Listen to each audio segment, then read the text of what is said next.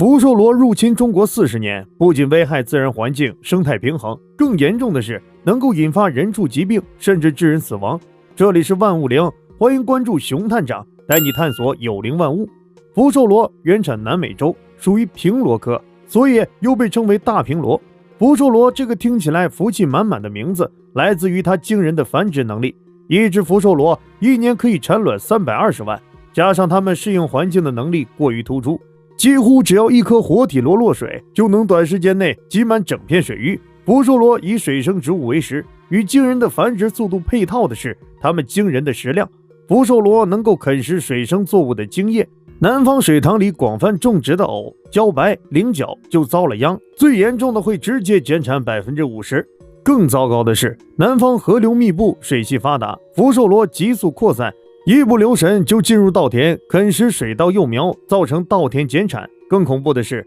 福寿螺严重威胁人类健康。上世纪80年代，福寿螺作为食用螺类被引入广东地区养殖，养殖户对它寄予厚望，希望个头大、繁殖力强的福寿螺能够带来一座金山，因此给它取了一个充满美好寓意的名字。不成想，这东西居然不好吃，煮过之后幼质坚硬，如同橡胶。人们决定弃养这一外来物种，于是福寿螺在中国南方自然水体中快速繁衍并泛滥开来。后来人们因为福寿螺成本低于田螺，有些餐馆就开始使用福寿螺代替或者冒充田螺。当时人们并不知道，福寿螺是广中管源线虫的中间宿主，据说一只福寿螺能有高达6000只寄生虫。如果吞食未经熟制的福寿螺，极易感染广州管源线虫。这种寄生虫主要破坏人的神经系统，引发剧烈头痛，严重的发展成脑膜炎，造成痴呆甚至死亡。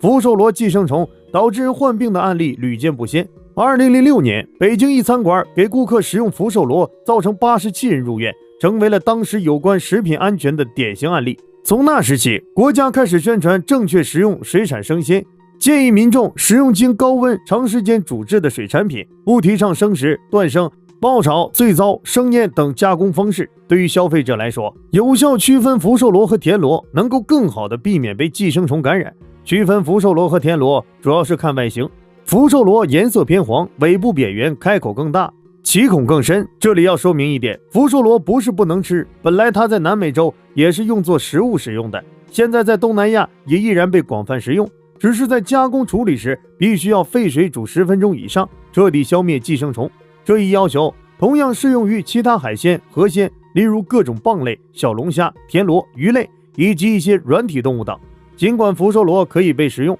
但事实是泛滥的福寿螺依然猖獗，并没有被吃完。人们还是得绞尽脑汁，想尽一切办法清除福寿螺，以避免经济损失和生态破坏。但是福寿螺似乎永远也除不尽。各地市政环卫部门采用人工捕捞方式清除公园、河流等环境中的福寿螺，在福寿螺入侵最严重的水域，4小时就能捞出来20公斤螺，泛滥程度之严重令人惊叹。只是市政环卫部门年年捞年年清，效果依然不理想。一到春末夏初，市民们总是能在水体附近的植物茎干上发现福寿螺粉红色的卵。想要清除福寿螺，光靠捕捞杀灭肯定是力不从心的。限制福寿螺最简单的办法是使用药剂，各种杀虫剂、杀螺剂当然能够有效灭杀福寿螺，而且效果立竿见影。但是药剂的滥用必然会对环境造成负面影响，甚至对种植业和养殖业造成负面影响，不适合长期大量使用。为了治理福寿螺，人们把目光投向它的天敌。福寿螺有46种天敌，在老家南美洲，蜗鸢是福寿螺的主要捕食者。蜗鸢又名石螺鸢，体型不大，体长只有45厘米左右，外形酷似老鹰，爪尖利，能捏破福寿螺外壳，会长而弯曲，可取食螺肉。据估计，每只蜗鸢每年可消灭几千只福寿螺。但是蜗鸢在我国也属于外来物种，所以为了避免引进蜗鸢而引起的更多的环境问题，一般不考虑贸然引入蜗鸢。于是人们在开始我国本土寻找福寿螺天敌，用于治理福寿螺泛滥。目前行之有效的有中华鳖、鸭子、青鱼等。有人在台湾地区做过实验，在水塘中混养青鱼和鲤鱼，能够有效控制福寿螺数量。一般来说，治理地区螺的大小决定了鱼的大小，越大的鱼能够捕食更大的螺，所以需要综合考虑当地情况，选择体型合适的天敌。近年来，我国南方各地越来越多的城市选择在公园水池、稻田水塘、城市水系中放养鸭子，